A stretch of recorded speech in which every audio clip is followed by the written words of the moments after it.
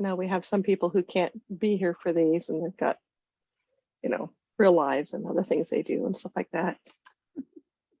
I always appreciate the recordings because I can hardly ever be on here. So I didn't realize your Wi-Fi was so problematic because of the dampening stuff they do. That was very interesting. It was. yeah. It's a weird situation where we're at. Our closest neighbor is about a mile away, and they're in Mexico on the other side of this giant fence. So, oh, of course, my son's calling me. He's in rehab, so I guess I have to take this. I'll be back. Okay. All right, so I kind of went nuts with that big old list about things I'm looking forward to, because right now I'm just writing and publishing and leaving a lot of things on the table. Did you guys have thoughts about that? Did anything catch your attention? Is it insane? What were your thoughts? I thought it was a good list and I stole it. I'm looking at it right now. I mean, it really is scary about how much you can leave on the table if you don't have that list and a plan, and making sure, like Regina said, she publishes paperbacks. I think Jenny, you said that too, every time you publish the ebook, because if not, then you're like 20 books in and you forgot, oh yeah, by the way, crap, I forgot, I need to go do this. I think that list to me not only reminded me of all the things I need to do, but reminded me of having a solid foundation where okay, I publish this and then I do this and then I do this, this, and this, because if not, you're gonna miss it, leave money on the table, and 6 years is gonna go by before you actually get to it.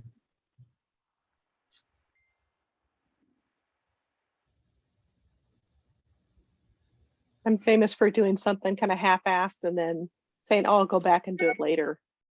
And that's my confession, I guess. This is my confessional today. And there's a great quote from Craig Martell that says, I actually have it posted up on my board, says, don't half-ass what could be the best career you'll ever have.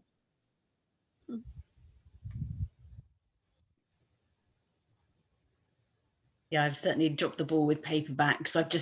What I'm doing now is what Regina and Jenna do with it. So when the ebook publishes, the paperback publishes, and going forward, that's the plan. That's what I'm doing. But I'm playing massive catch up because I've got a huge backlist, and it's been a real pain doing just one paperback at a time. When you do the ebook, there's no drama. It doesn't take long at all. But when you've got 80, it's oh no, it's never going to happen. I'm about to publish the last paperback in my Witch Haven series, so that's all done this year. But yeah, it's a slog when you have to go back and do it all, like 14 books in that series. So yeah, it's good to have the plan of getting them, even if you don't get ebooks and paperbacks out on the same day, because sometimes Ingram Spark can faff around a bit and take a few days to send you the proof. But Amazon's usually good. I find they will publish the paperback within 24 hours of you uploading it. So you can usually get them out on the same day. But yeah, I think going forward, it's a good plan to have.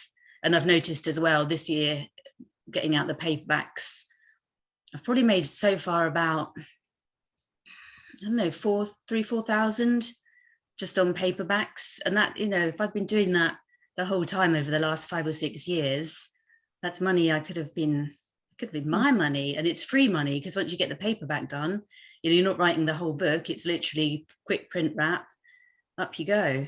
So yeah, that's quite an easy one really that we should all be doing. I think the only excuse we can do for that is that, we're messing around doing other stuff that we probably shouldn't be doing, because it's such an easy win and takes no time. So yeah, lesson learned on the paperbacks on my side. I don't pay that much attention to the Ingram Spark income because Erin sees it. So I have no clue what those are selling, but we put everything up on Amazon and on Ingram because I think Amazon will push books published through them faster than they will books from Ingram. So we do both. And we just increased our prices on Amazon So our income, and I thought maybe we would sell fewer books, but we sold more books last month than we did the month before. And our income is like $100 more. So don't What are you- underprice. Yeah, what are you got yours? I mean, I had mine at $14.99. Now it's at my cozies. I put at $12.99. My other ones are $14.99. But I just went and checked because I was curious. So I have so fewer books than all of you. So, and I made $2,200 this year just on paperbacks. So yeah, you all really, really, I really would encourage you. And that's an easy way to do it at the same time. So I think Yeah. some of ours are $14.99 and some of them are $12.99. And the intention was that I was supposed to put the rest of them that are lower up, like probably last month. Clearly, I did not do it. $14.99. I tried $16.99 and that was okay, but I might put the cozies back to $14.99 too.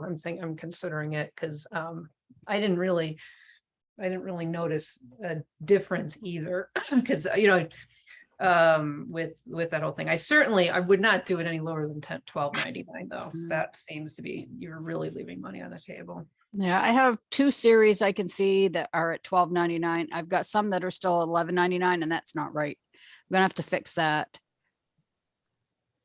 And then I've got some that are $14.99.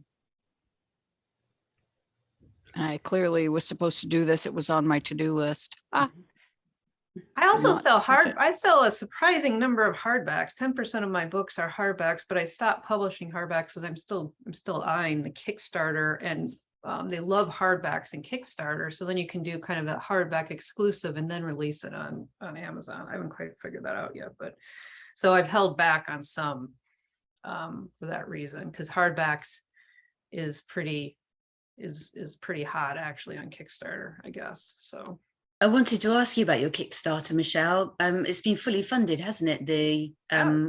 Yeah, it looks great. And you've kind of blown past your target too. yeah, it worked out well, I think. And the thing is, I think it could have worked out better for some other things. I learned a lot from it. One thing that I learned is I think part of the problem is I think it was too overwhelming. I think we could have done better if it wasn't quite okay. So there's a few problems. So love Rose, she's great. She's in the UK though, and us in America, we don't like pounds. and if you go there, I had multiple readers say to me, "Your thing's in pounds. What does that mean? Are they going to get charged for credit card fees?" There's all this angst around it. So, and there's so many American readers. I think the pounds definitely was off-putting. So I think that was an issue. And so, but that's not going to be, if you're in America, it's not a problem. I don't know. I'm going to get, because I backed it. I only backed it by a pound, not $1. So I will see if I get charged credit card fees, because I wanted to see that for myself, additional ones outside of that. But I think the idea, so I was actually going to say that to all of you, because that really hot one what those 6 romance authors that made like $500,000 on a Kickstarter, they only had 6 books, or they had 3 books, and they had these duologies. We did the duologies too, but the problem with our duologies is if you got the whole set, that's 10 books. I think that was just too overwhelming for people. So when I was looking at what people were getting like onesies and twosies sets. So they're just taking the author they knew and not the other ones. So, but I do see, I've been studying a lot of these other Kickstarters. And so one way to do it is to do like a special edition hardback. Like I'm thinking about doing my 3-book series, which is not in paperback, doing a special edition and adding things like maps and pictures and other things. And some of you guys that are really artistic, I think you guys could do it really cheap. Rest of us who are not artistic are going to have to go. So I actually priced it out. I actually talked to an illustrator who did my little Charlie one. She's pretty reasonable. So, and then I would just set the fee. I'd probably do mine at $1,500. But if you do paperback and hardback and you add, like you could add a couple bonus chapters and some bonus stuff and say, this is exclusive to Kickstarter. But then the beauty is we could take those maps and everything and beef up like a blog. Like if we're talking about doing selling direct, and then you'd have all that on your website so that you could continue to build up the land, and then have people come, so your readers would have, we'd give readers another reason to come and visit our website. So, and get involved in our worlds and come see us if Amazon ever kicked us off one day, which God forbid does not happen to any of us. But so that's kind of what I'm thinking. And the other thing is what I was bringing up with you guys, if there's ever any interest in all of us doing some sort of Kickstarter, I don't think all of us doing a Kickstarter, like I said, although we would only have 12, we wouldn't have 20 I think is too much. But this idea of an exclusive story and some sort of duology or flip thing, I think would be really fun. And the readers really seem to like it. And there is a huge group of readers on Kickstarter that you can't get anywhere else. So I do think it's worth looking into. And even with this one, it's, I think we made what, 3,000 pounds on it. So I don't know how much, I get confused with the US and the pounds, but 4,200.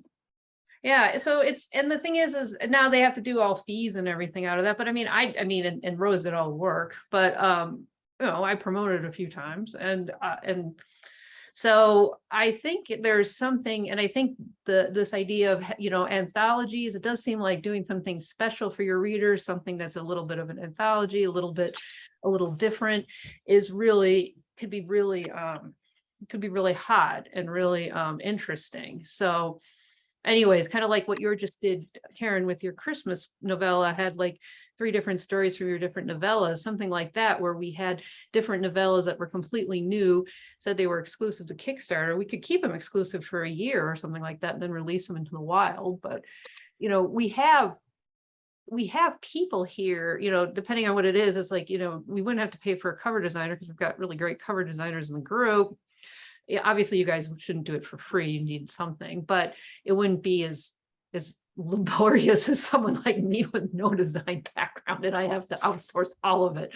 So, but and then we could obviously put the amount in at something high enough so that everybody, that everything is paid for and it's worth all our whiles to at least get the thing started. But yeah, it's I think there's a lot of really interesting things. And the other beautiful thing, if it was an exclusive stuff, because a lot of us are in KU, we could give away the ebook, and then we could give away, and that would be easier, because the problem is we can't, I don't know, I haven't quite figured out how to do the ebook piece of it. So for a book that's already published, but because it's in KU. But if it's not in KU, if this is a brand new book, then it doesn't matter. Then we can just give it away through Book Funnel, and that's not an issue. And again, it's just exclusive to that. So yeah, I don't, but I know it could be really overwhelming because there's all this stuff we could do. So I don't want to overwhelm anybody.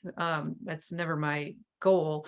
But there is so much to be done with already created book. So, just getting the book out and then moving on to the next one, that's probably what I need to be doing, because I only have 13 published books. I need a few more books. But for some of you guys with, Karen, 150, you could probably take a little break and start doing a few things to, really maximize those sales and not worry so much about pumping out a new book. I think so. I mean, it'd be nice just to think, if I wanted to have 6 months off and just go and bugger around in Canada or something, I could just do something on Kickstarter and right, have the money coming in. But did you? I posted a link in the chat about a day or two ago. It was a guy who posted, I think it's a 20 books group, about what they'd done in Kickstarter, and it was really fascinating that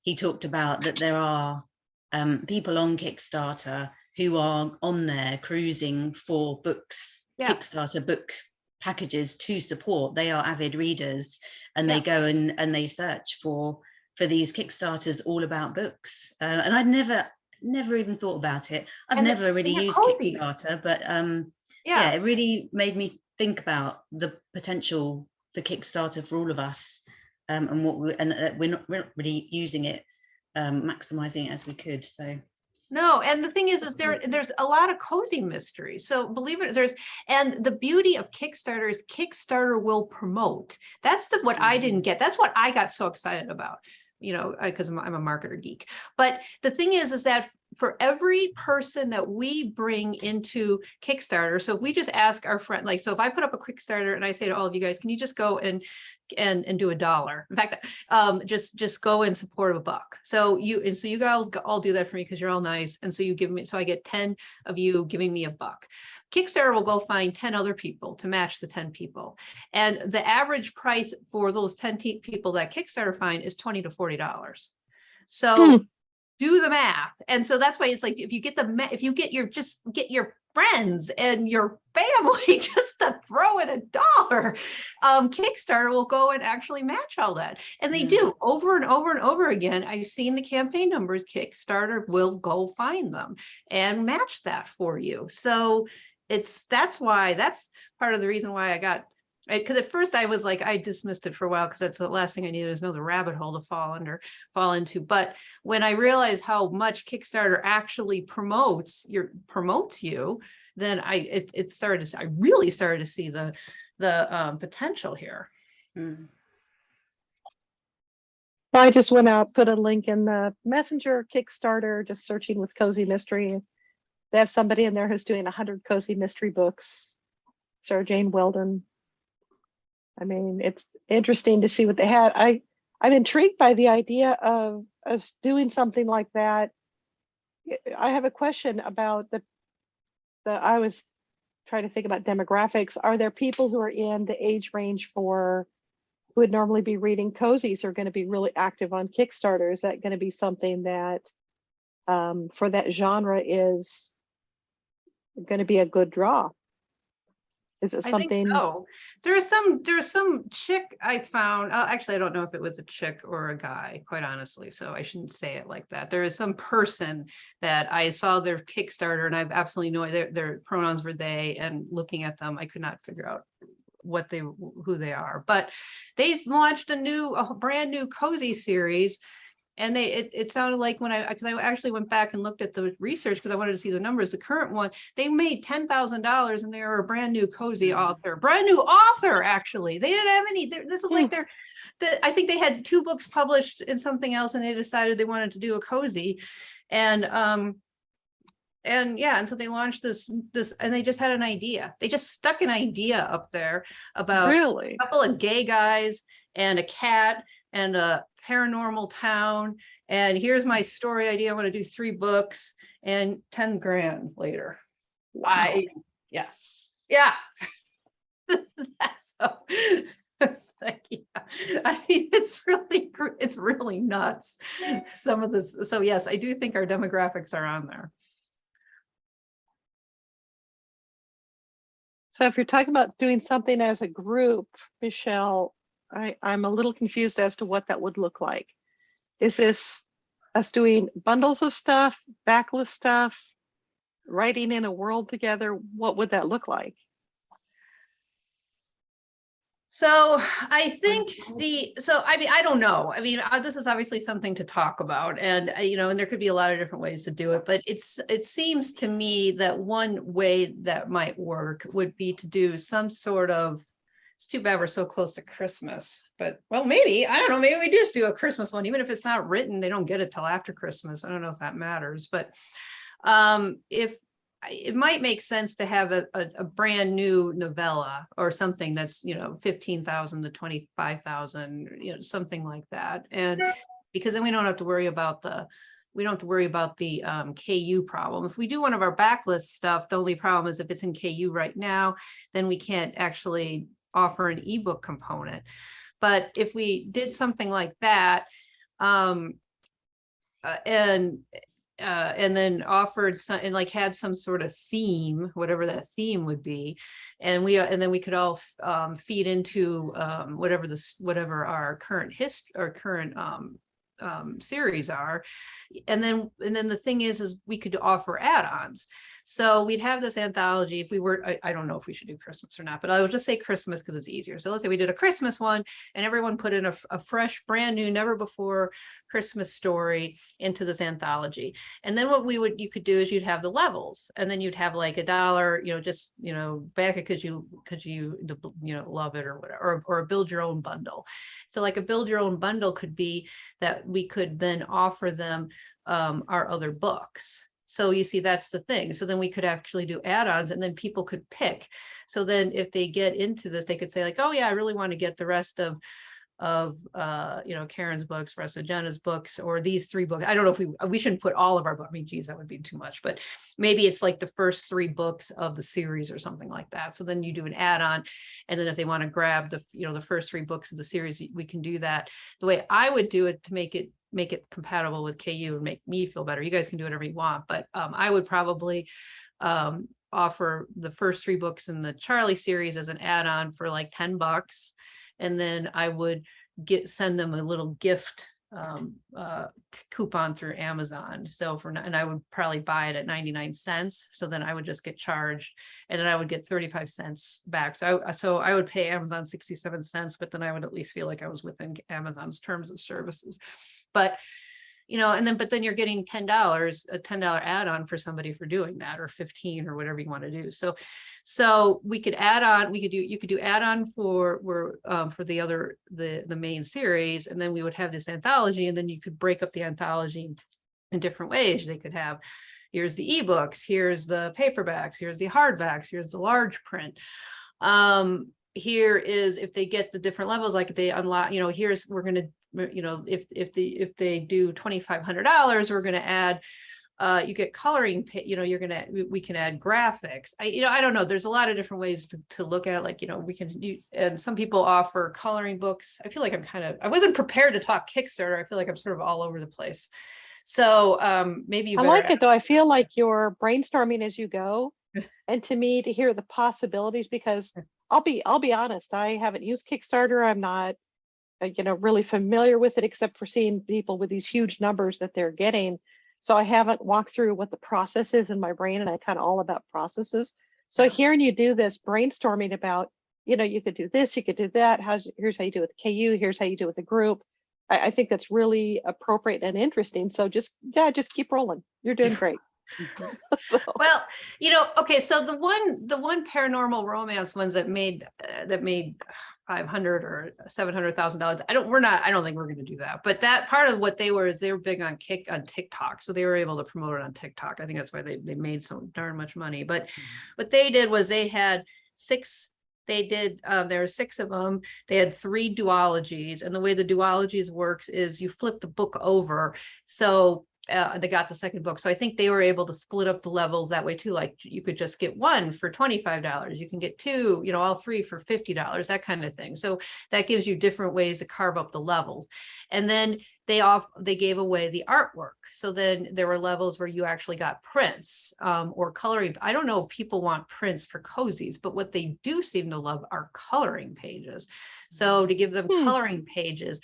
Or like one of the things I'm noticing, Tanya offers her patron, because I've been kind of stalking her Patreon stuff. She offers sewing patterns and knitting patterns on covers and pictures and things. So so you could also do knitting patterns and that kind of, yeah. So that's really, so there's a lot of really interesting stuff with that. But the coloring book pages is really intriguing, and people seem to like that, or those online puzzles.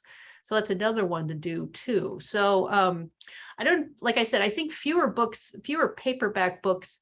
Yeah. So fewer paperback books is probably better. So if we're all going to do it, there's 12 of us there. Yeah. So then we might want to do like maybe only 3 and put 4 books or 4 of these in a book. So maybe bundle them 3. So then we have 3 books of 4 in there. I think that would be less, that feels less overwhelming than 10. 10 just seemed kind of nuts. So but 3 based on what I could see, and the other one, that sounds like something like, oh yeah, I'd love to have 12 stories. And so and then you only get 3 paperback books, and then if you did 4 in each one, we could have 2 on one side, and that they flipped it over, and then it could be 2 on the other, which might be kind of fun as well. So we could still do the duology, but it's a quadrilogy.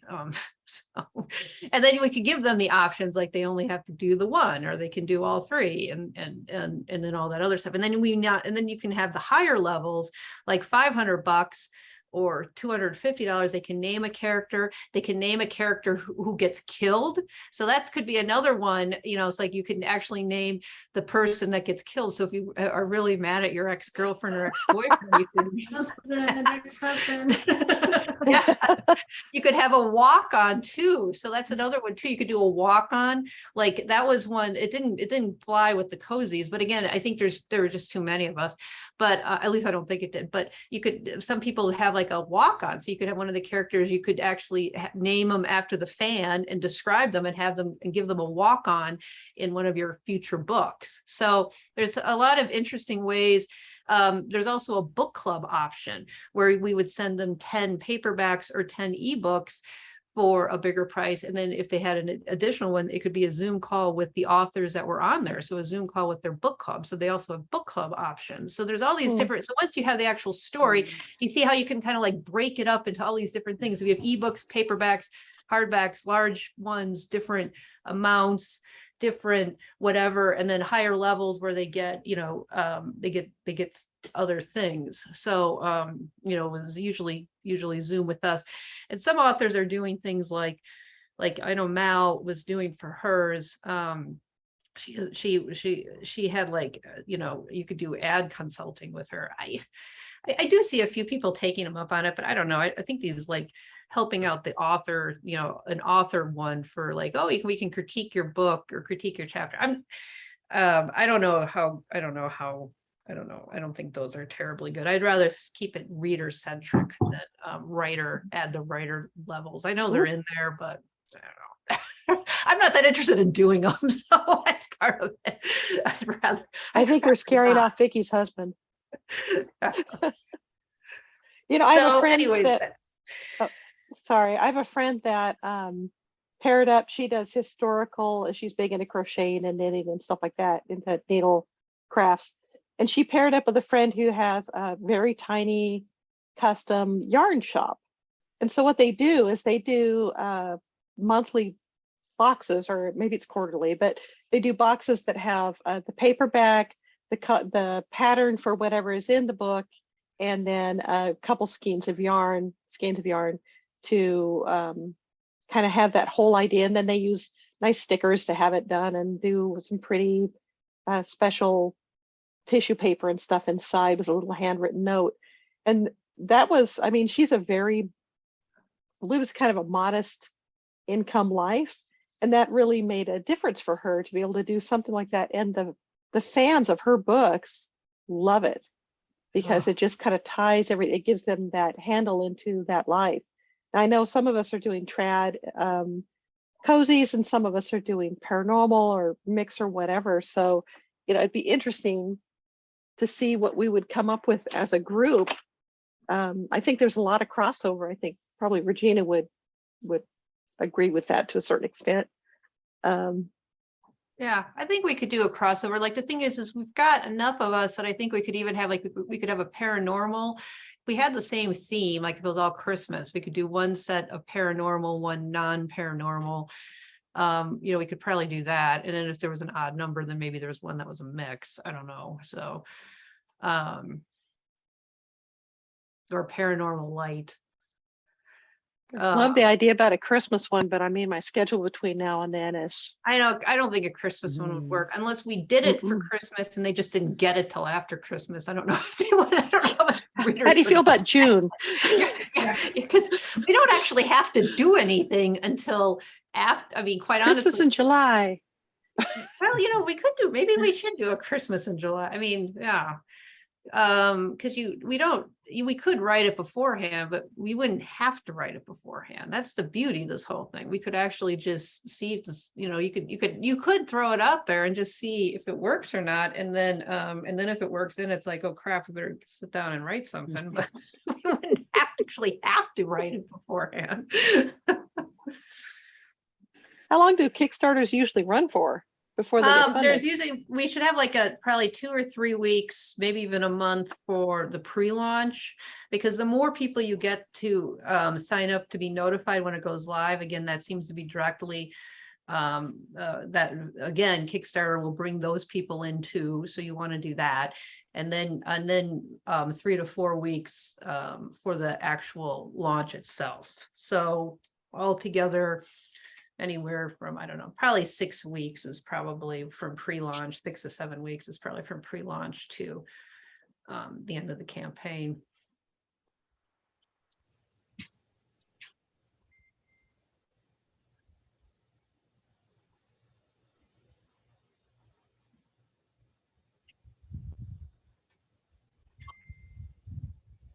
The other thing is, and this is just a side thing, because I saw this, and of all things, the psychological thriller group reader group that I'm in, which, I mean, it's a huge reader group, unlike cozies that have like 5 million little mini, like 5 to 10,000 cozy readers.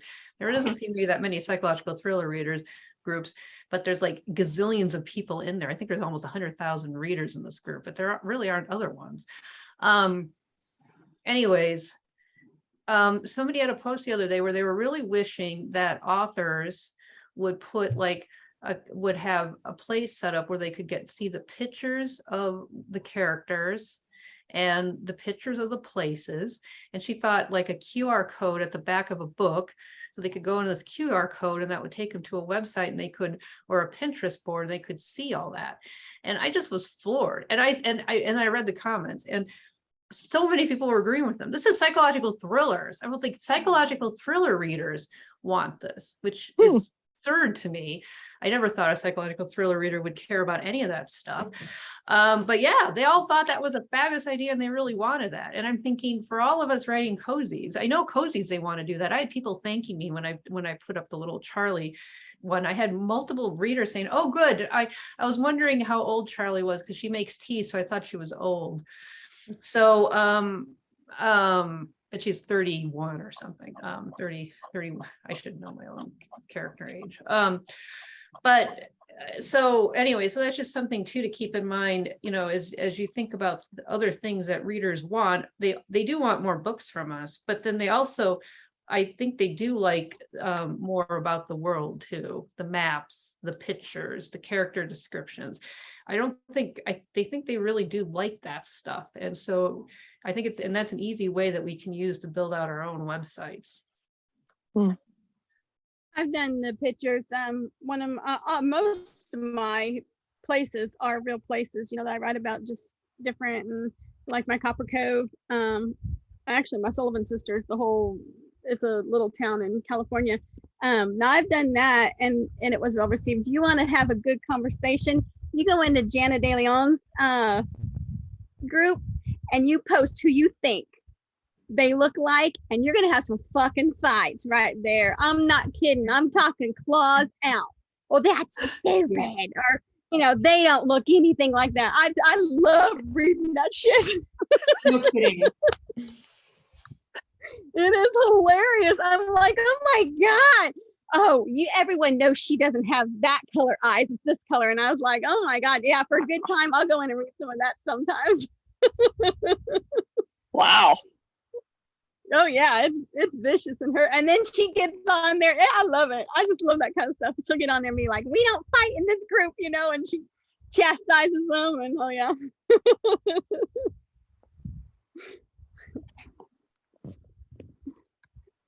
I think that's part of what you're talking about, though, about Kickstarter. Is one of my thoughts for this next 6 months is a million years ago, there's a guy named Pat Flynn who started off doing affiliate marketing and stuff years ago, and had the whole idea of be everywhere. And the idea is to have not only different streams of income, but to be able to be found different ways. So if you have, and we know that there are different readers who are like bundles, or people who like freebies. There are people who you know, want something that maybe they want the more description for the character photos and such like that, but they should be able to find you as, you know, they want a paperback, they want a Kickstarter. You know, the more things that we have that are these entry points for them to find us, the better, because there's so many people who are flooding the market. I mean, I read 2 cozies this week that were just horrible. I'll be blunt. They're really terrible. And I'm so egotistical, but we're so much better than that. And we deserve to be seen. And so come on, Karen's smiling, but she agrees with me. You know, we've all read some of those, and my thought process is I would love to have things that distinguish us from somebody who's, I want to be the next level of author where I'm not just publishing and churning. So any place we can get that visibility, you know, short of billboards and like that naked guy with this street sign, you know, something like that. I'm up for whatever.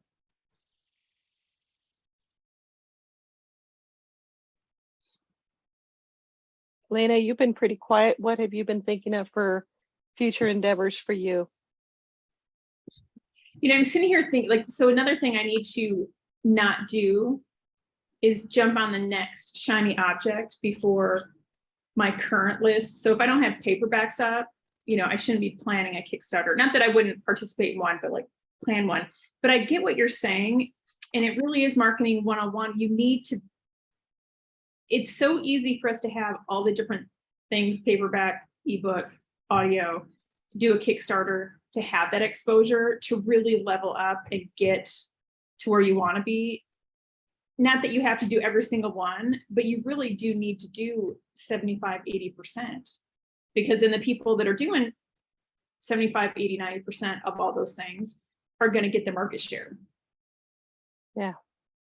So then it just brings me back to creating a very solid foundation with systems, routines, and processes to make sure none of those foundational pieces, like, you know, a paperback, are being left undone. I agree with you. I've been thinking a lot in phases because I'm mentoring somebody right now, and she's just got her rights back, and she's a pretty newbie author. She had five books, she just got rights, but she doesn't know anything about marketing or anything like that. So when we started, she was hearing all this stuff from other authors, some very advanced, that was confusing her. I said, okay, let's get to basics.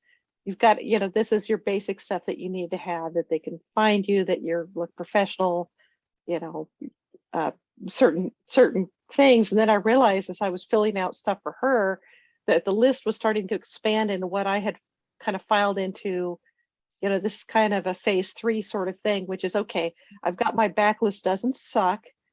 The paperbacks are there, you know, audio books are maybe in the pipeline or whatever.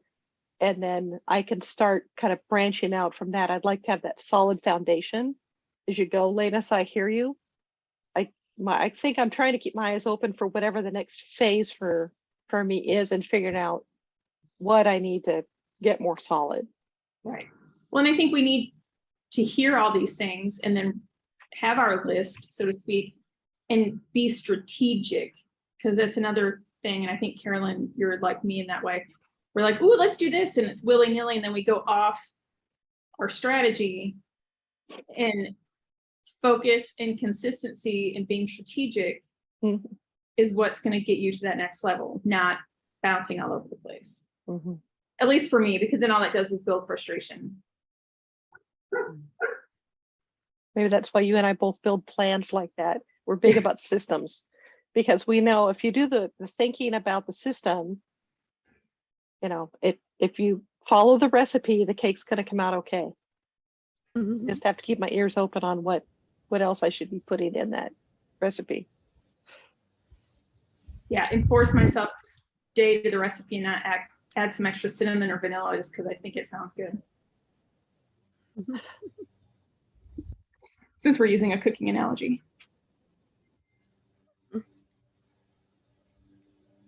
But I do like some friends with Monica Leonel, and have talked to her a couple times about, like, a few months ago, these Kickstarters. And I do think it is a avenue we all need to explore. And it's really a very low barrier to entry. I mean, it's not anything we don't already know how to do. It's just a different platform.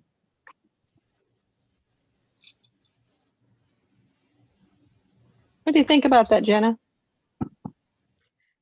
I'm thinking, I was kind of smiling a little bit because coloring pages, all that stuff, I do that like in my, I already do it like that in my group. So I'm like, it's really not that, I don't know. A lot of the stuff that we were talking about, I do that for my group without charging anything, you know? I'm like, well, and I'm telling you, I'm obviously, of course, y'all know that. I'm so, my cozies, I saw the other day someone had posted and they're like, is this too much? And she's a first time author charging $5.99 on an ebook. And I was like, damn, you know, I'm 60 something books in and I'm still charging $2.99. My paperbacks, $7 to $8.99, depending on how many pages. I mean, you know, I am obviously, but I'm also going to say, I also feel by charging that kind of money, I don't think you're going to reach. Here was my theory on the lower prices. I have a really good following, and I know a lot of us share the same readers, you know, but I really had a good base before I even increased up to $2.99. And since that time, my income has really done fab and I want to keep it there. But I don't know if charging, you know, $4.99 then is, I don't know if it's something that I'm afraid if I did that, I would alienate some of my readers. And I'm just not sure I'm willing to do that. $2.99 has kept me at an income that I have never even dreamed of, to be honest. And so I don't know, some of that I just feel like it's, as an author, I don't mind doing that for my readers. You want a coloring page? I'll give you a copy. Yeah, maps. Maddie does amazing work. I mean, you know, she won a first place in some contest she did for, what the hell is the name of that comedy that's so horrible? South Park. She won first place nationwide. Really? For South Park. Yes, she did. You should have seen this drawing. Awesome. I mean, it's fab. You know, and she does my maps and I'll post them on my page. You know, it'd be like, you know, oh, look what Maddie's doing. And they love that stuff.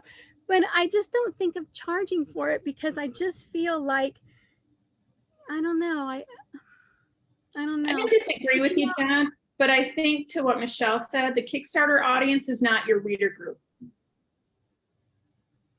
Yeah, completely different audience on there. I really had no clue until I started to dig into these posts that people have been putting up. It is a separate, different audience to the ones that are on our newsletter lists and in our Facebook groups. So I don't, and I think they value the things that you are putting out there. I'm not saying that your readers aren't valuing the free stuff you give them, but I always, if I have to pay for something, I value it more than if I get it for free. So for example, if I get a free book over a book I've bought or a book I've borrowed in KU, I'll read that first over any of my freebies. I've probably got 1,000 freebies on my Kindle, but I will always read the new one I've borrowed or the new one I've bought first. And I suspect a lot of people have that kind of same idea. If they've invested money in something, they will value it more and consider it more valuable and want to use it more. And people don't mind giving you money for stuff that they get pleasure and enjoyment out of. So I think that with the Kickstarter thing, it's really important for us, as we're really just beginning to sort of look into this and understand it and how we could maximize it for sort of widening out our audiences and our income, is that the kind of value that we can give the people on that platform is something that they'll pay for. And some people pay a lot of money for things and the different platforms on there. So yeah, don't be afraid of charging for that kind of thing with those audiences. Well, and I never was trying to imply you should only charge for it, Jenna. I was you know, I don't know if maybe I didn't connect the dots well enough. What I was saying was, you know, to put maps in the book. So actually create not just give them a map, although I guess you could do that, or a coloring. So Yeah, Lorraine would- I looked into that. It was a little bit more, actually, I know Stephanie can now, she told me she could do it. It was a very difficult step, at Yeah. least for me, to include. And so when I talked to Stephanie about it, because we've always kind of kicked back and forth about doing a work together because for paranormal romance. But anyway, she can now insert in there. That was a bit, I mean, that takes a lot to get it into the book. I know. So we- that's why it would be a special edition. So it would be a special edition that would just be on Kickstarter. And but then we could still take the map. Like I had every intention of taking that map and putting it on my blog, which readers could access for free. So I wasn't trying to imply that what you were doing wasn't a smart move. I hope you don't, so please don't hear that. The coloring pages are kind of it's just an idea for a stretch goal. So if you hit $1,500 or whatever, everybody gets a coloring page. It doesn't matter if they only did $1 or if they did $500, they just get a coloring. That's just like an extra bonus. And then, Tanya, her Patreon, they get coloring pages. She doesn't give them out for free. So then you have to be a member of her Patreon. Then that's a different model. But I can't do coloring pages. So I would want some money attached to that, because I'm not going to give that away for free since I can't do it myself. So I don't see, I mean, obviously you want to give your readers free stuff, but then there isn't any reason why you can't also, but this is valuable and people do pay for it. And Tanya's got a shitload of people on her Patreon who are getting free books and coloring work pages and patterns, and they're happy and she's happy. And so I don't think that's necessarily a bad thing either. So I think Regina, the file Regina just sent, she was a cover that she ran through a filter, it looked like, to get a coloring page. And I thought that's freaking brilliant. Yeah.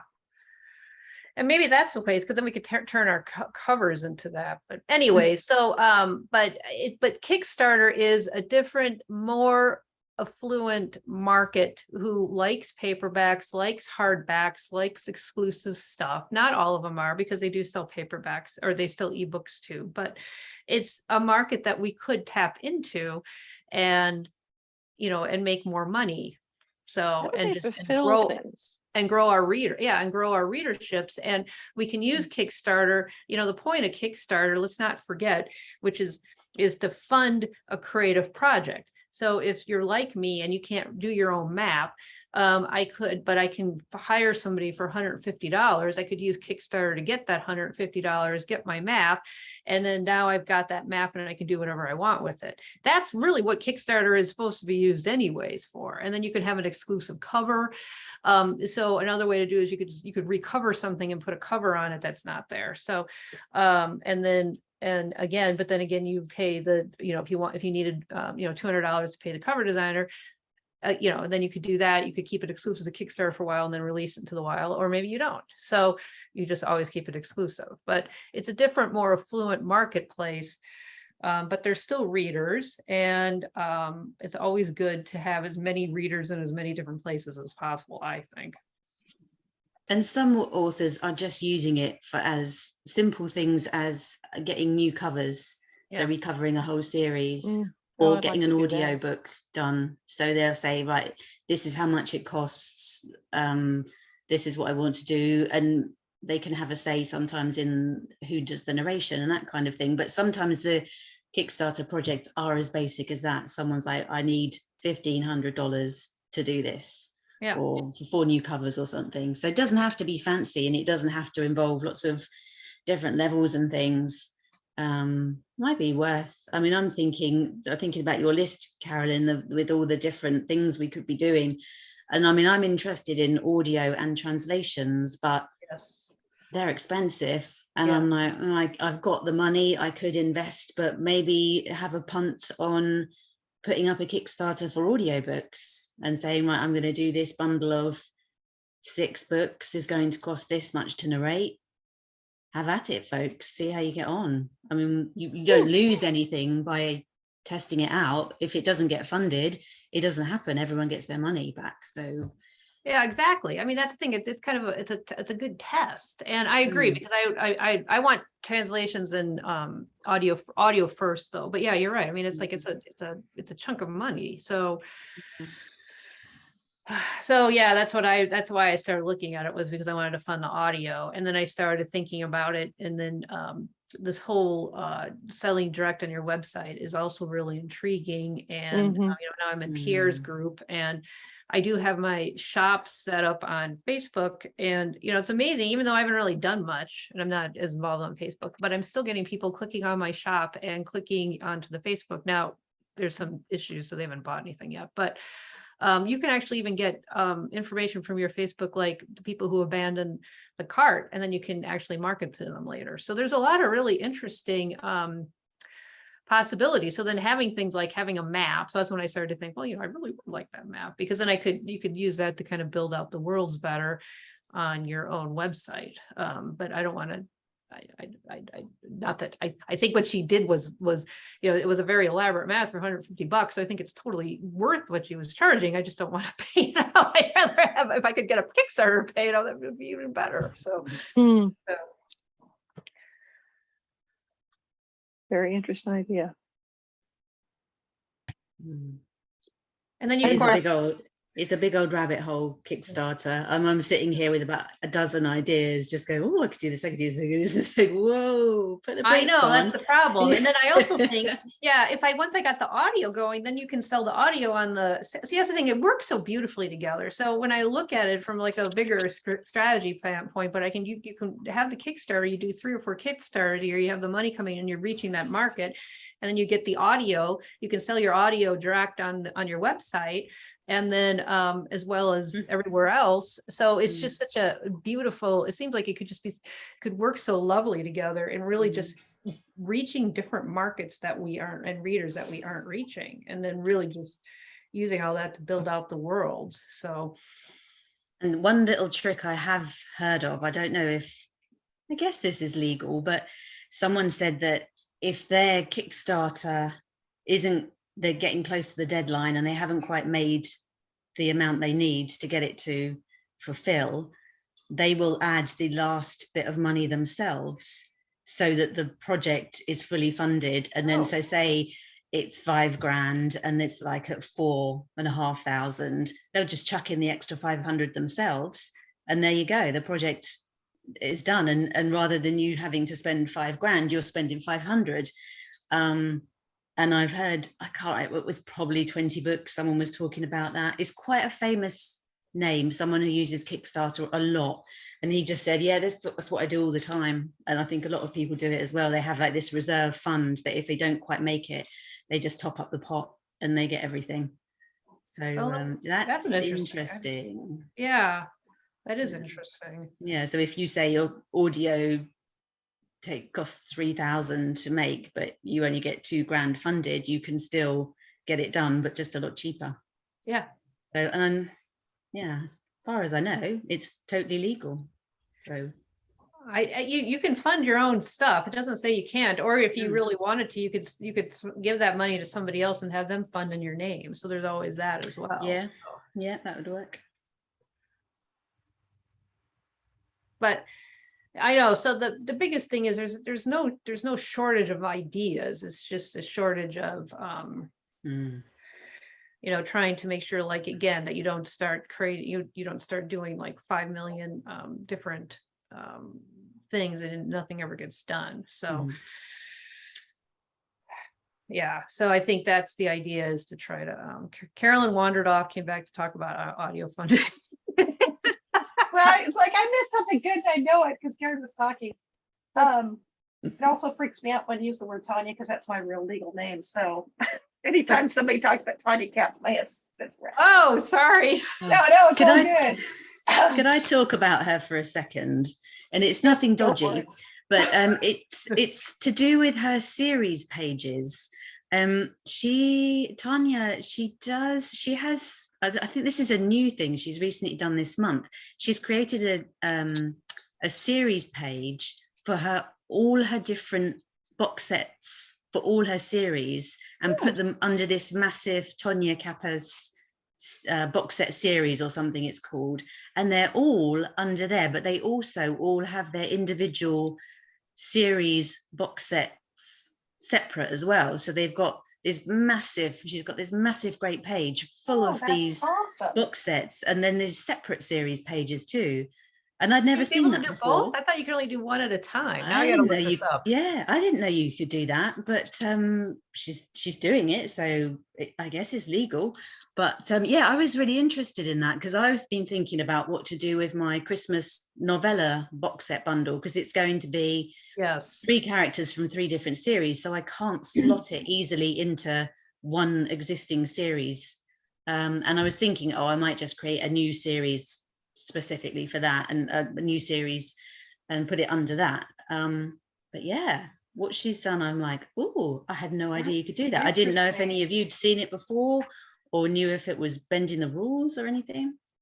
Well, I don't think Amazon would let you do anything that bends the rules. But now I'm poking around because now I want to see, because I know my books are so, they all, like I said, they all connect. And so I would love to have some way to be able to bring all of it together. So yeah, that was a great way. I spent ages going through. I think she does big 10-book bundles and then smaller 3-book bundles of this various series. So there's just a massive pile of, like, if someone clicks on that page, they could be clicking through pages and pages of different series and finding all the books she's written. It's a really clever idea. So is it the same thing, like there's a 3-book series, and then the 3-book series does show up as a the 3-book series shows up in both places? I think it does. Yeah, put so the she's link got them in the chat.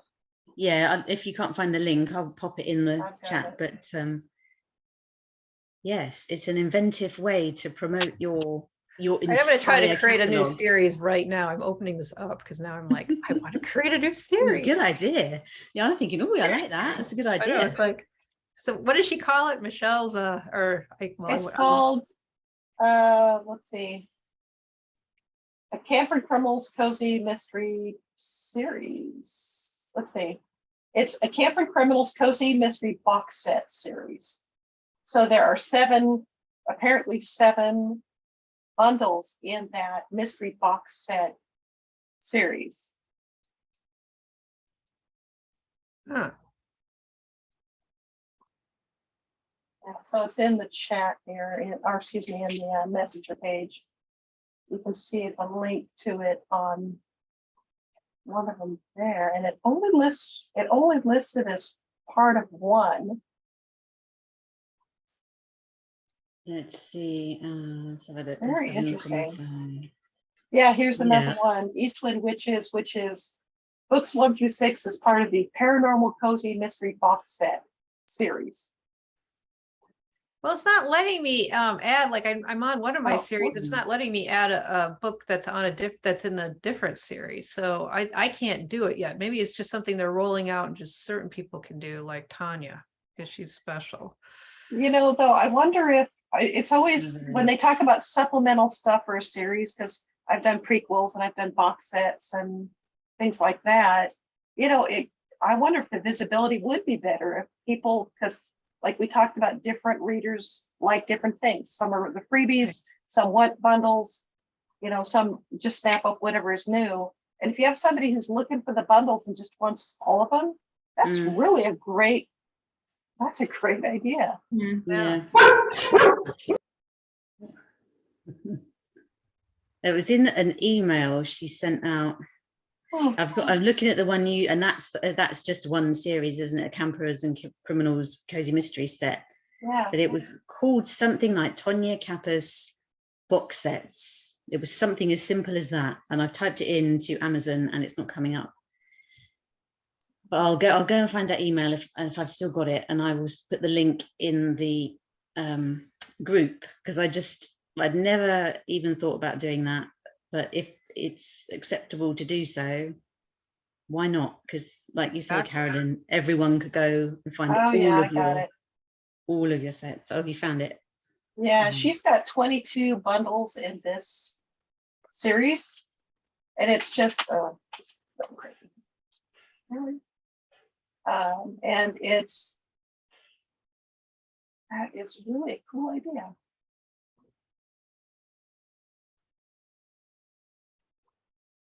All right. Gina, I can't get Stupid. pop up. Hold on a sec. I'll try this one. Yeah, Regina, you've sent a duff link. Sorry. I just got a corgi.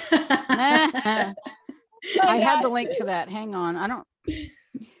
Oh, I see why. Because I didn't copy the whole thing. Try this one. Oh, there we go. I got Yeah, she's got 22 box sets. Holy cow. Yeah, that's the one. There we go. There you Tonya go. Kappa's books, Cozy Mystery box sets, 22 Yeah. bundles. And if you bought them all, it's almost $200. And I bet some people will. That's awesome. Great idea. Yeah. And out of interest, because I'm on the American site and it always messes up prices for me, what if you just scroll down to the first one, which has got the 10 books in, what's she charging for that on Amazon? Well, let's see. All 10 books, 19. he's charging $20. $19.99. That's in KU, so she'd only get 30% for that.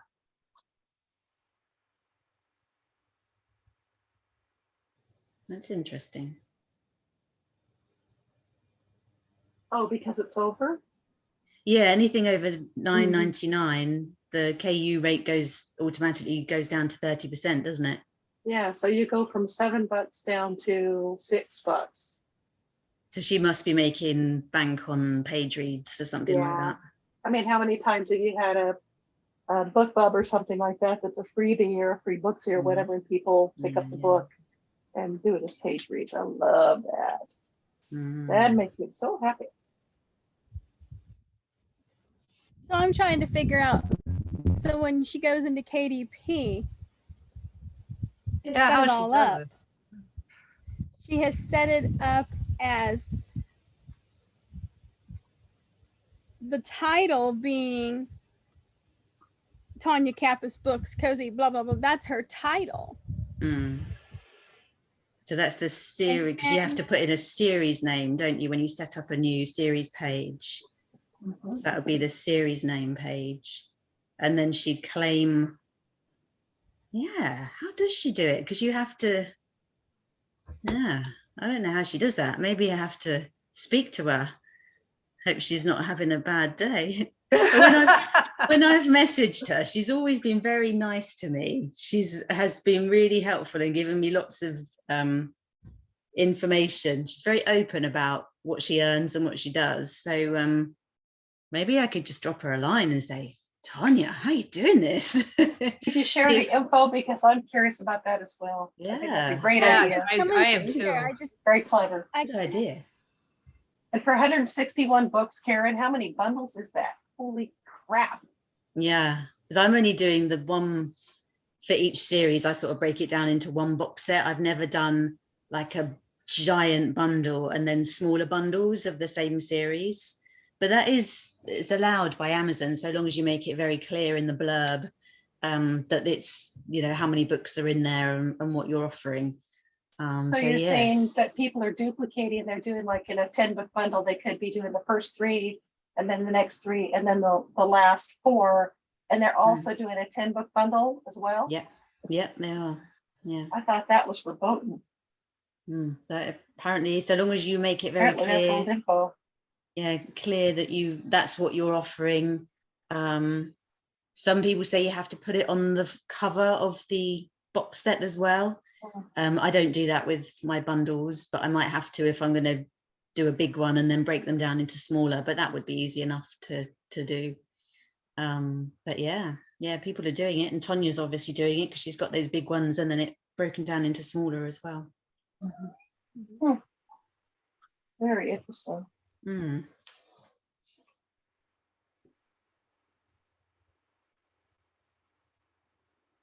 Lane, I can't hear you, hon. Sorry, I forgot. I put on mute when the dogs were going crazy. One more thing to add to the list.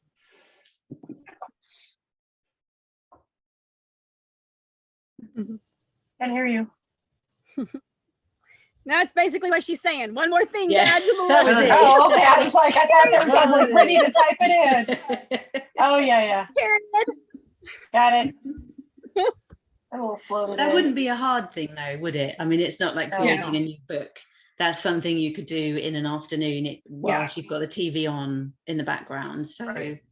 it's And sort of again- repurposing our older material to Exactly. create a new source of income, a new revenue stream. So that it makes sense to do that. It does, because like you're talking about your Christmas collection. I did one last year with the Christmas book from each of my series, and it did amazingly well November and December. And then it has continued. I was talking to my PA about this. It's continued to sell extremely well all year because people love Christmas, no matter what time of year it is. It's like the weirdest thing. And there's all different kinds of bundles we could do around themes or around, that again, don't take any more creation, just the busy work, put it together, maybe make a cover, but the content is already there.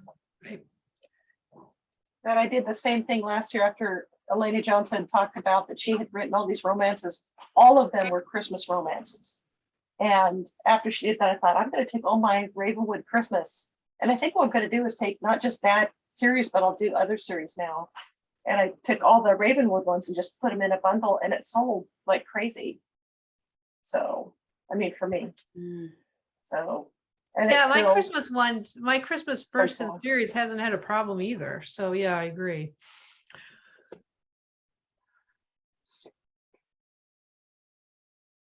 so Karen, you were talking about translations. Are you thinking German? What are you thinking?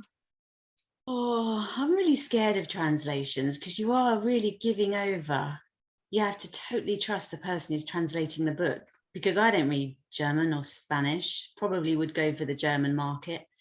I'm not very trusting of people I don't know, and using a translator to get it translated right, but I don't know.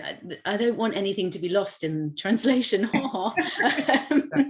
But I am thinking, because I see people like H.Y. Hannah. She does her Oxford Tea Room mysteries and her Polly or the gardening mysteries, and they're doing really well in Germany. They're often top of the chart bestsellers.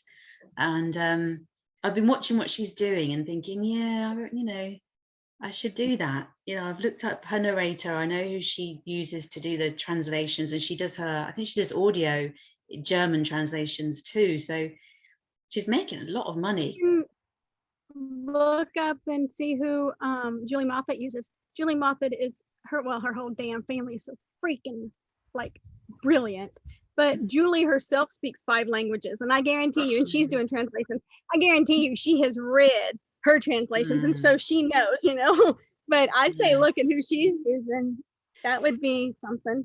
Oh, that's a good idea. I have the same problem, Karen. I'm like, because I'm scared of translations too, because, and especially when I read Elena's story about how, she did the translations and then she put them up, and then she had to get a whole new set of translation, a whole new set of covers, and she threw all those out, and she had to do a 3rd set of translations, and she bought all these courses, and I'm like, oh, there's just no way. I am not going through 3 different translators. I'm just not. Jeez. And 4 sets of book covers or whatever geez. Yeah, you need to, it feels like a bit of a minefield going into that. I'd want someone who wasn't just a translator, but who was passionate about the genre as well, because they do a competent job. But if they didn't really understand the cozy mystery market, I don't think it would be a good job for them and a good fit for doing the translation. So yeah, I suppose looking at authors who have already gone there already and it's working out for them, and going after their narrators and seeing if you can work with them and what their prices are. But then I'd want a native speaker in that country to then read the book before it's published, to say, right, is this a load of codswallop or is it actually making sense? And that's sort of trying to find someone, say, I'll read this cozy mystery, go on, off you go. I'm trying to think about what would happen. I have read Jenna's store at Jenna's recently, and a lot of her stuff is idiomatic, and I use a lot of idiomatic or older speak on stuff where you think like Yana de Leon's, about how hers is the Cajun, has a lot of the Cajun. It'd be very interesting to see how they put that into German or French. For foreign language, German's my next market that would be where I'd have to translate. So, I mean, and it seems like they're hungry for books there. So I'd always wondered.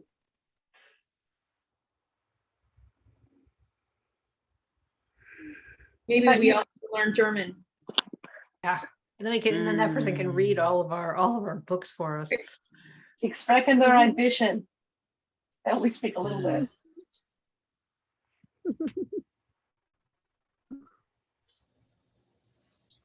Anybody else have other plans for new ventures or things that you're going to be working on to get your foundation set for what your world domination plans later?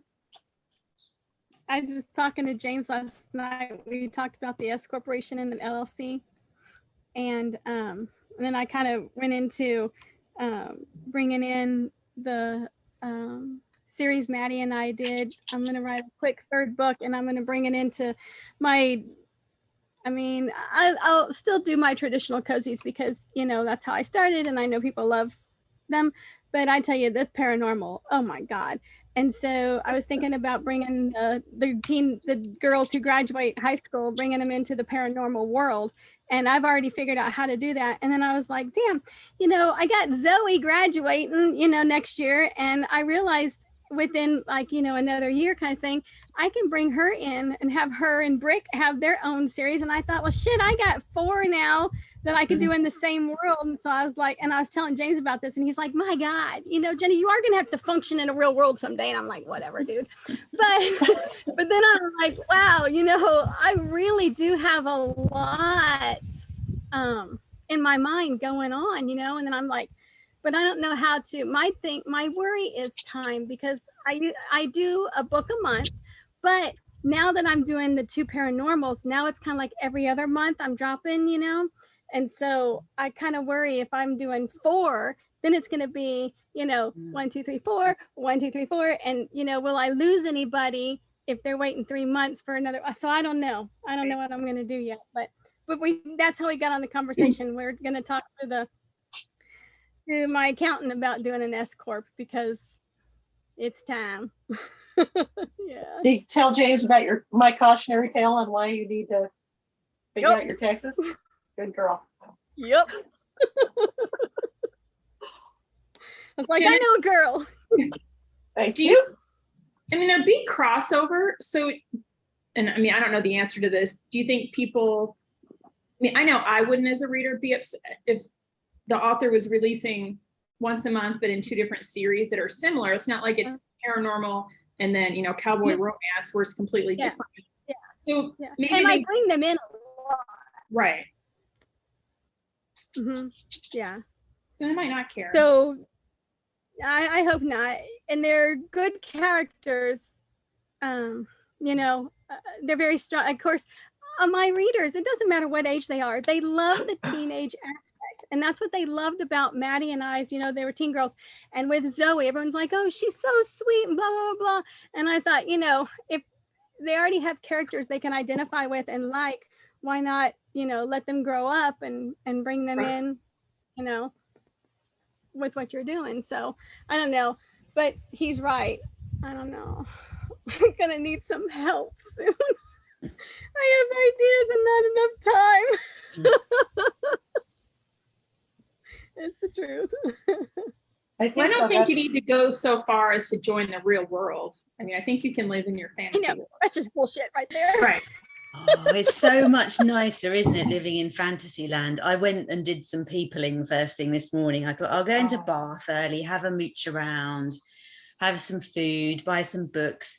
And I was there for 2 hours and I was just done. I was hating the people. I hated Bath. I didn't want to look at the stupid Georgian houses or the silly shops. I hated the bookstore. And I just got on a bus and came home and had a big feast because I was in a frump.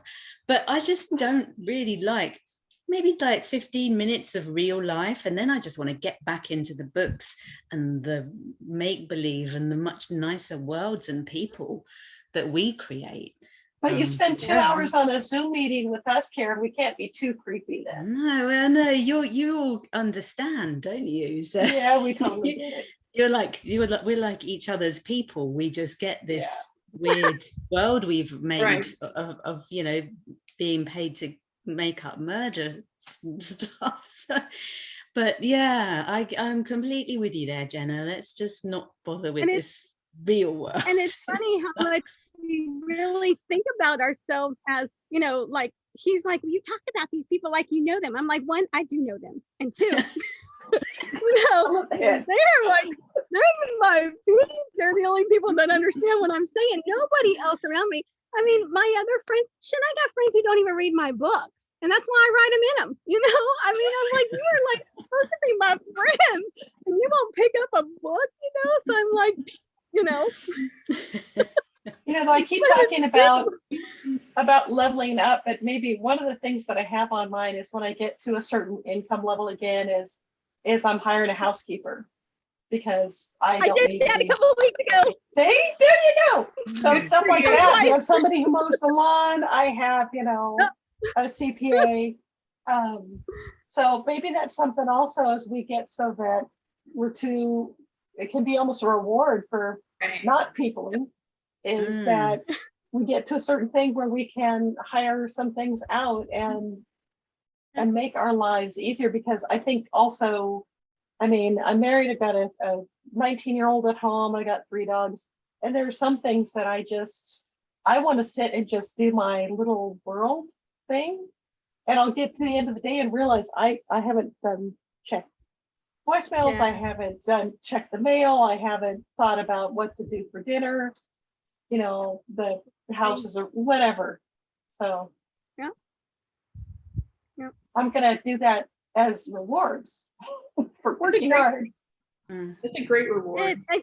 It feels weird to have her come and I'm just sitting there, typing. I feel kind of really lazy, to be honest. But then I'm just like, you know what? She spends 6 hours cleaning the house. I don't have 6 hours to clean a damn house. I'm not the only person that lives here, but evidently, because I have boobs and ovaries, I'm the only person that can clean or cook, I know, right there.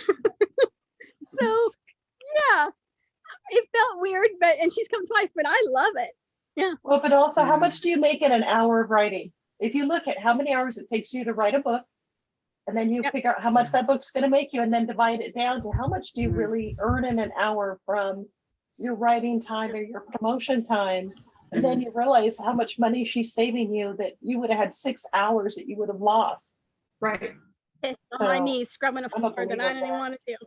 Scrubbing I cabinets. didn't ask him to move it. Cleaning bathrooms too. Yep. Nope.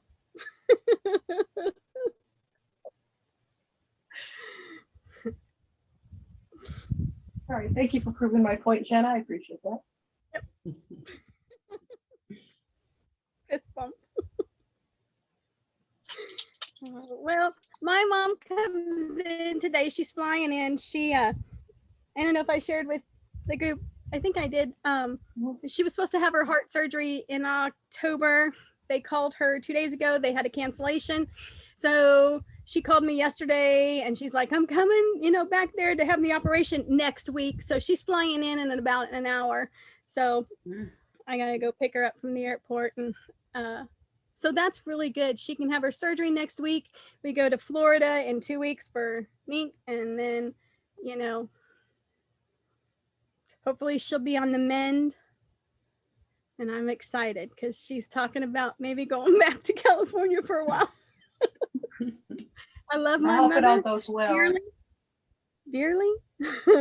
But yeah, it's tough. Sometimes we love them when they're further away, don't we? I miss her a lot. I found myself in my old writing room that I gave her, but I found myself just sitting in there And I'm like, man, I really miss her, even though I wouldn't speak to her throughout the day because, I'm writing, but I just missed that presence of looking in there and seeing her, but then I know she's going to come back tonight and she's going to be all, James needs to do this or blah, blah, blah. And I'm just going to be like, oh God, but, but that's all right. So hopefully good things will come next week with her surgery, with her Watchman. Definitely. Yeah. But I better get off here so I can go pick her up from the airport. Thank you, ladies. Hey, Jen, I hope all goes great. Bye, Jenna. Thanks. Bye. So what else is going on with y'all? What's on your mind today? Do we have things that we should talk about?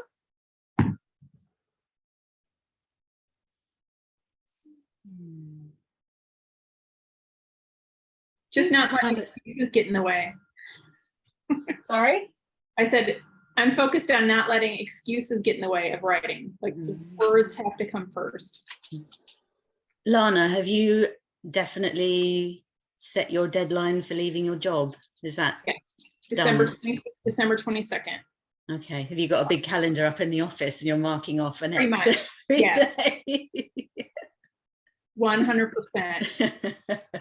Good. And it seems so far away, but yet I know it's not. Like it's gonna come. I mean, I've already, well, I think we said it in the group, I've seen Christmas stuff out in the store. So before we know it, it's gonna be Christmas. And I think that's why now I just feel that pressure of getting systems in place and the foundation stuff, because I can't afford literally to not have my paperbacks up or to not have, all of those different things operating at optimal efficiency. And I've historically been one of those people that the mood isn't striking me, then I don't really feel like sitting down and writing. And that's just not gonna fly either. Which this morning when I got up and wrote, and I did yesterday too, I didn't want to write. And I did what Regina suggested. And I'm like, I'm just gonna sit down and I'm gonna try to hit 500 words. And I actually did it and then kept going. And I did that this morning. I didn't plan to wake up early, but I did. And I'm like, I kind of would like to watch TV or read a book. I'm like, nope, no one else is up. I'm going to get these words in. So I told myself, I'll just write a few hundred words and then I can read a book if I want. And then I ended up writing a whole chapter. So it's just getting started and making it a priority. I remember giving notice at the paycheck job, and I think I did like a month and a half notice because I was training somebody for the position. But I remember how hard that is because you're thinking, I'd be in a meeting that's so awful. Like my lovely Christian self, I'm thinking, screw you, screw you, screw you, And it's really hard to, Peggy's going, it's really hard to care, to really be invested in it when you know that you're a short timer. It's just my good luck. I hope it all goes well. Yeah. I mean, I'm doing what I need to do, but they're not getting like more than that out of me. Not after what they said after your dad passed. That was just Yeah. Exactly. So, and what's crazy, and then they seem surprised when we had a meeting and they seemed surprised. I'm like, yeah, like leaving was my end game anyways, which I didn't like go into all of that because they don't need to know all my business, but like they were surprised. They're like, well, we have a business to run. I'm like, you don't really care. I mean, so do you. Exactly. So you have an empire to build. That is right. And what keeps rolling around in my head, and I know Stephanie's not here, and I think Jenna is the one that actually said it on Stephanie's behalf in our chat, is how her husband told her, a normal job is going to tap out. Like there's only so much money I can ever make as a college professor, but we are really in control of our destiny with writing. And so when I'm thinking, am I doing the right thing? Because, I don't want to go into debt, and like Sydney's sports and stuff is just ungodly expensive. I just keep telling myself, it is going to backslide. Like I'm not going to be able to ramp up fast enough for it to be apples to apples come January, but the upside potential, if I do what I am supposed to do the next, 18 months, 2 years on up, the sky's the limit versus, only making what you're going to make on a paycheck. And that has really kept me motivated as the fear comes in about, oh God, I keep writing all these checks for, like, Sydney got invited to play a rugby tournament in Manhattan. Can I just tell you, I mean, I don't need to tell you guys how expensive, and it's Thanksgiving weekend. So like, She's flying. well, I'm actually going to drive from Indiana. The flights are like $750. She's already going to be in Washington, D.C. because she'll be at her uncle's for Thanksgiving. And then she has to be in Manhattan on Friday. So she's flying from Dulles to LaGuardia, which was $150 because it's a commuter flight. And then we're going to drive home. Because I decided I can drive and dictate, so I can use it as a business expense and I can be productive, because I wasn't going to pay that. And then like the hotel, it's a Holiday Inn and it's $525 a night because it's Manhattan and Holy it's crap. and it's Thanksgiving. So anyways, like I've been paying for that kind of stuff and like going to Dallas to cheer next year. Like, it's just crazy, but I'm like, you know what? It's all going to work out. If I work the plan will pay me. So I've been I will say the pressure has been a little bit of a good thing because I've been much more organized than I probably have been in a year, which partly was with taking care of my dad and stuff. I got off my normal routines and I've been up and I've been getting everything done on my to-do list and not going to bed until it's done. So moving in the right direction, because for me, when I feel that fear, activity makes me feel better. So I feel like I'm working towards something. Well, either that or going to sleep, but going to sleep isn't going to solve anything. If you ever need a morning accountability word count partner, let me know, because I could stand some butt kicking on me too. So Definitely, yeah. Got to get like Jen and Karen where they're writing every day, like it or not. I have to do words first or they don't get done. Yeah, I'm words first. If I do anything else, even put on the computer, that's it. It feels like a real slog to get the words out. So that's always for, if I'm doing a new book, words first before anything. Yeah, that works for me. It sounds like the dictating is going well for you though, Carolyn, with the extra words. That's all good. It is, it's definitely training the side of the brain that is verbal compared to, do I think I'm a better writer when I'm typing? Yeah, I do. But also I have to remember my weakness, I don't feel like is, the writing can always be better. But when I look at what holds me back time-wise and what holds me back productivity-wise, it's the first draft. Because I can go back and edit. I'm totally comfortable doing that. Getting the story out and having the elements in it where I'm happy with it. Just a first draft to get the structure and everything to hang on it and the outlines completed is really a challenge for me. So for me to be forced to think ahead on, I have basic outline ideas, but really to have to get down to the nitty-gritty on the note cards that you did was a very helpful tip, because you write out the elements that are going to go into that chapter or two that I do. That's really helped, I think, with everything. And I still have a long way to go before I'm fluent or super comfortable with just switching gears to that part of my brain pan. But I'm loving the new iPad. Has been so much better than Dragon or anything else I've been using. It's made it much easier. Really been worth it. So I get up in the morning and it's like, okay, well, Carrie does 5,000 words on, she dictates, and suck it up, Buttercup, get to work. So I have days that I get sidetracked, but I'm trying. It's coming. It took me numerous attempts before I was fluent in dictation. That sounds ridiculous, but before it was comfortable. But I understand that. It's almost like that's my now first language. So I will sometimes be like leaving a message on a phone for someone, and I will put in full stop, and I will suddenly go, what are you doing? You're dictating your Period, message. new line. And so I just start laughing and then just correct myself. But yeah, it's almost like that's now my first language is dictation. Second language is speaking. I have more dictation conversations than I do face-to-face conversations with anyone else. Just maybe not the healthiest balances, but then we get back to the whole real life and peopling sucks. So it works. It makes me happy. So I just do it. But yeah, I'm glad it's working out. It sounds really good. You know, well, I did a wild experiment to see if I could do a first draft in a week, and I didn't make it, but setting that goal made it so that it pushed me really hard. And I'm wrapping up that first draft this week. So basically it's 2 weeks. 2 weeks for me for a first draft is really good.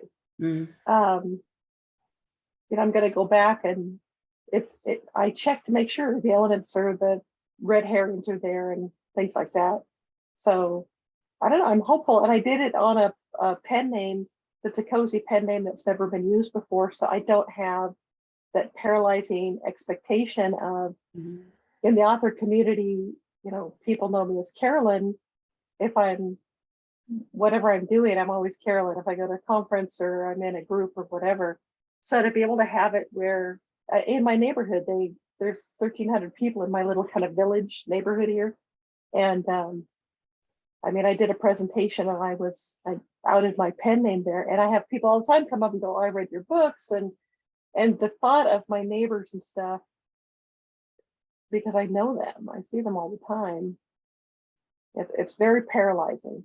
So to be able to have the freedom to dictate something quickly and have it be, I think, a decent piece of work, it's not going to be genius, but, and have it under a completely anonymous pen name and be able to crank them out when I feel like I need a break from Carolyn. Yeah.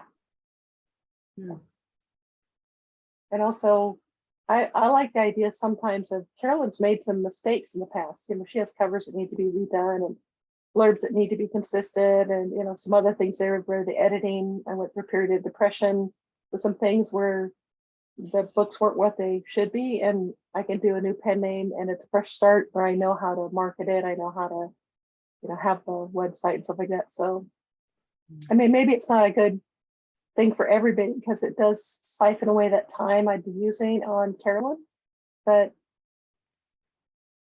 it gets me back writing again. And that's what's important.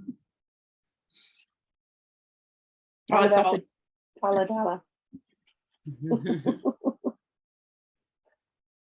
So, How things going with you, Vicky? Everything's good. I'm kind of coming out of my slump a little bit, but I have a 5,000 a day goal, writing, not dictating, because I still haven't mastered that one. I can't stand the sound of my voice, but it's, I don't know. I've only managed to hit 3,200, and 5,000 a day used to be really easy for me. So, but I started back to sprinting, and I need to keep on that. But it's hard because like right now we have visitors here on the ranch, and I'm waiting for them to come back, and getting interrupted all the time is annoying. So, but yeah, I've got the anthology, the apocalyptic anthology is coming out soon. And you guys are talking about Kickstarters and anthologies, and the guy that's running that did a Kickstarter and it got funded within 2 days. And then anything extra he had, you know, like if they got 6,000 above goal, then they're going to give out calendars, you know, just things like that. They just added for every $1,000 above goal, they added a lot more cool things to the pot. So it's already, I think it still has 20 days to go, and I think we're I don't know how much we're over. I have to go back and look. I think it's about a couple thousand over, so that's good. I mean, I'm glad it got funded. Now, myself, I have a Kickstarter for audiobooks. I started one about a week ago to see if I could get funding for a series of books, and oh my God, it's not doing anything. It's not going anywhere. Of course, I don't know anything about Kickstarter, how to advertise it, or I threw it out there to my readers on Facebook, but I need to send it newsletter out and see. But I did the whole series instead of starting with one book. And I think that was the problem because they're long books. So with Kickstarter fees, I figured around $12,400. And I think that amount is just way above what I'm going to get with my little tiny readership in my little niche category. Oh, So, well, you know what? The good news is you can do it again. So a couple things. One of them is that Rose had told me when I told her about doing just an audio one too, is that audio tends not to do well. People on Kickstarter want paperbacks and hardbacks. They don't necessarily want audio. Of course, that said, she sent me one where somebody wanted money to get the same narrator. She had a trad published book, and it was one of those things where they had narrated 3 out of 4 books, and so, or 4 out of 5 or whatever. So she wanted the last one done and had the narrator and got 20 grand. So, and that was just to finish the series. But that is also an established series. So when you think about that, but audio wasn't good. That's why I'm playing around with the paperback hardback thing. And 12,000 is probably just, that sounds too high for you.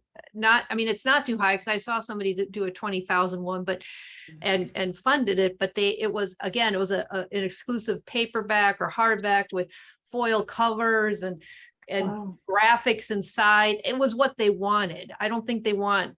So you pick something really high at 12 grand, and it's not something that Right. necessarily want. So you probably would have been better. So a stretch goal is a better way to do audio. So like if you were to do this, you could do it again and say you're going to do some exclusive paperback or hardback or something in there. And then your stretch goal, if it gets to 7,500, then you do one audiobook, and then or 5,000, you do one audiobook, then you do the second audiobook. And then that's, I think, a better way to do it. But the good news is you did it and it's up there. And like I said, it doesn't really matter. So I can always do it again. So, yeah. yeah. We should Yeah, I've try gotten the so many requests for audiobooks, so that was why I wanted to try it. But my gosh, they're so expensive to produce. So, like I said, these are long books, and it's a popular series for my niche. So, Oh, I found Let's see. I'm just having a nose on Kickstarter. Is the apocalyptic one not Your Heroine? Is that the one you're in? A fantasy collection. I just looked at no, your name. Ah, that Can you one's share the link for that, called- Vicky? I put a note Yeah. about what you're doing. If you can put that in Messenger, that'd be awesome. yeah, that'd be interesting I'd to love see. And peek at for it. the apocalyptic one. Yeah. yeah, Is That'd that be the one good you want? The apocalyptic? How he's? yeah, it'd be good to okay, see hold that on, let me one. look. Yeah, to just have a look at what you're doing. Since yeah, I wish it was me. I wish it was my Kickstarter, but it's not. I'll send the link as soon as I find it. Do you want it on Messenger or in here in the chat? Messenger would be great. That way everybody, even if they're not here, can see it. Okay. I don't mind. Both, whatever makes you happy. And there she is. Oh, I guess it's not as far above what he was asking as I thought. Oh, well. It's funded. That's all that matters. I have to admit, Karen, when you were talking about doing for audio for translations, I have such a narrow understanding of Kickstarter that just kind of opened up my mind to a lot of things, because I was always thinking about it being, books or special editions or, things like that. And then who fulfills, if you do a Kickstarter and you have a non-digital product, who fulfills shipping things to the investor? You do. Whatever. Okay, that's what I thought. Just wanna Yeah, make so sure. you could drop ship it directly from Amazon or Ingram Sparks. Or you can have them drop shipped to your house, and you, like, if you want to do signed stuff, and then you sign it and mail it out yourself. But yeah, you gotta do it. Okay, I just The guy doing figured that was the deal. The guy doing our anthology specifically said that the recipients would be responsible for shipping, but it would be accurate shipping. It wouldn't be, they're not charging handling. So he included that in the Kickstarter campaign. So that is expensive nowadays. Oh my gosh, shipping is ridiculous. Mm.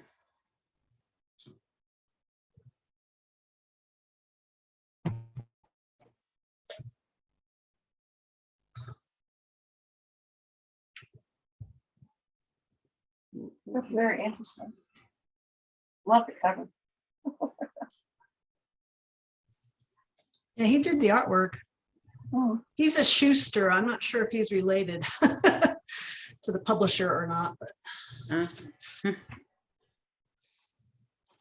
Okay. I think I've got some research I need to do. Michelle, I certainly appreciate all your ideas about that too. It's a very interesting idea. yeah. Sorry. So is anybody interested in doing a group one or not? I mean, we can think about it. We certainly don't have to add anything to that, but it would be, and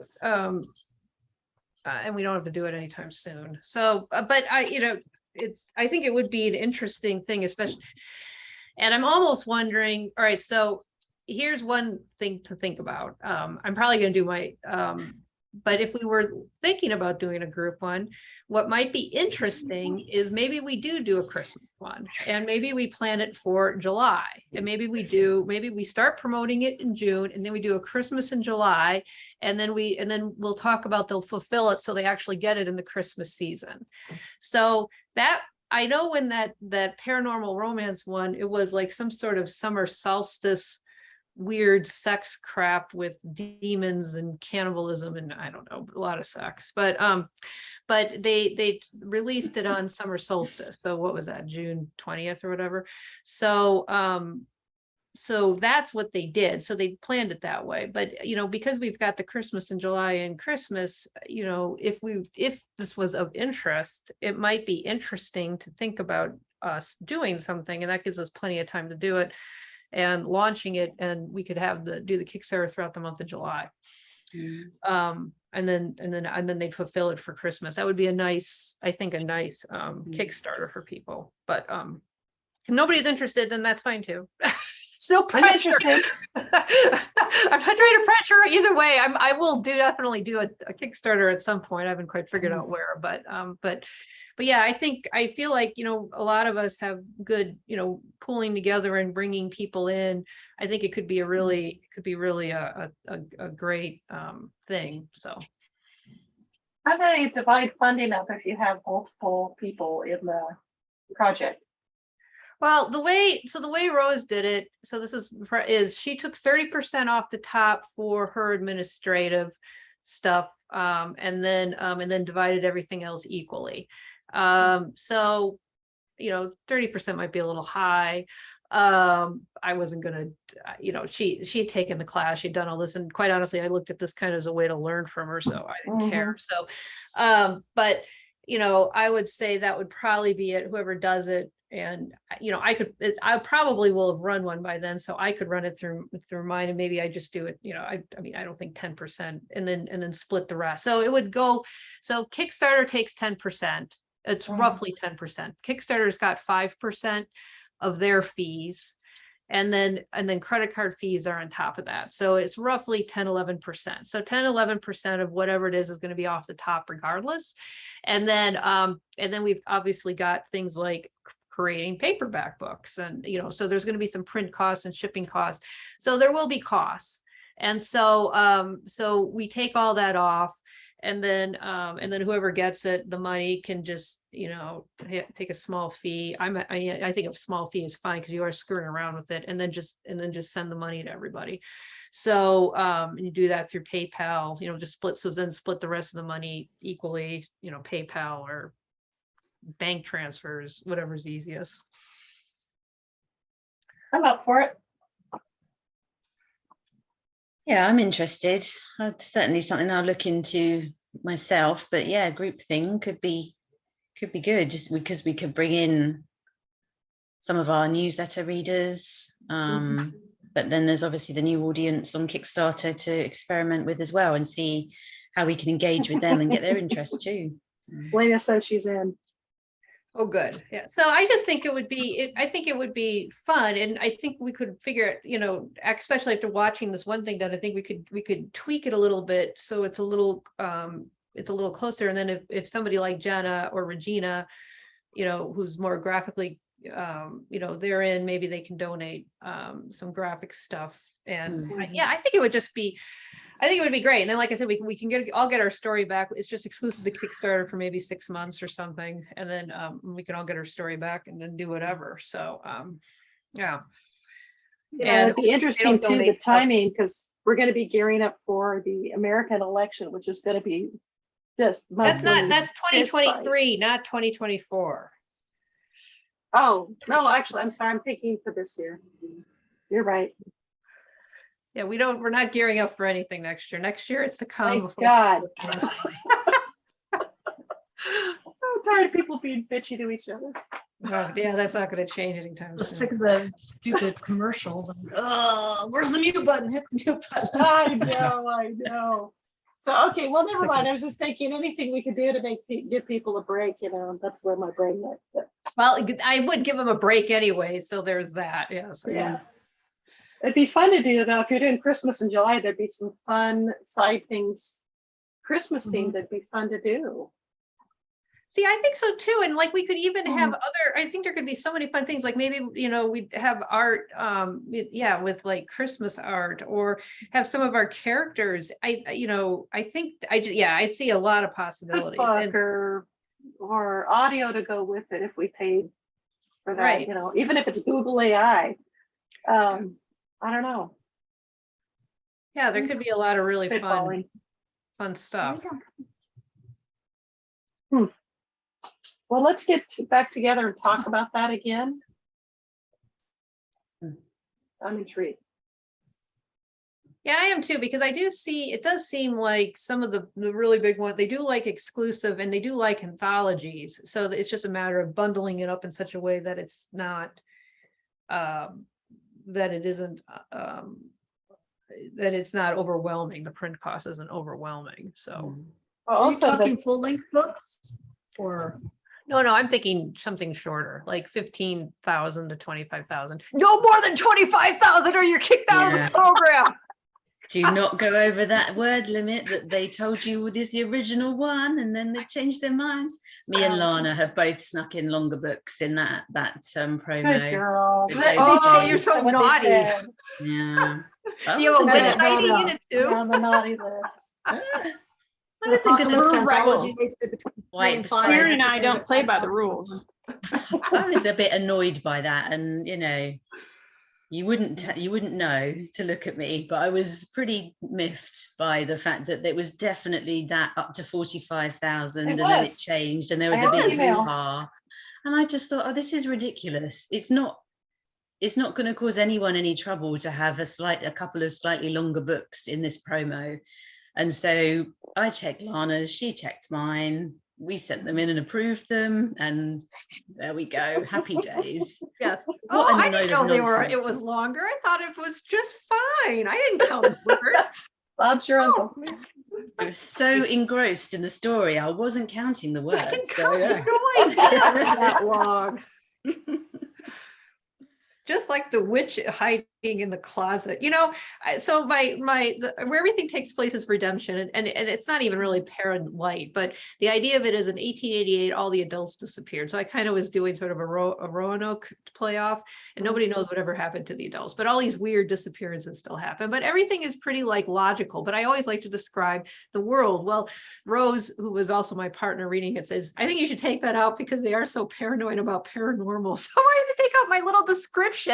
Really? She's right. Knowing, well, you know what, I did, because she was, that's the last thing I want is Tanya to come back to me and say, I said no paranormal. Yeah, and I'm no. like, geez.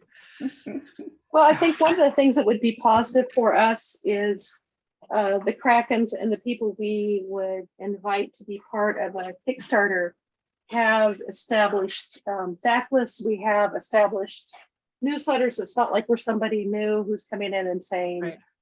I have 3 books and they were crappy and I didn't know anything about graphics, and there's we have I think all of us have a following for what we write, so that'd be instant visibility there.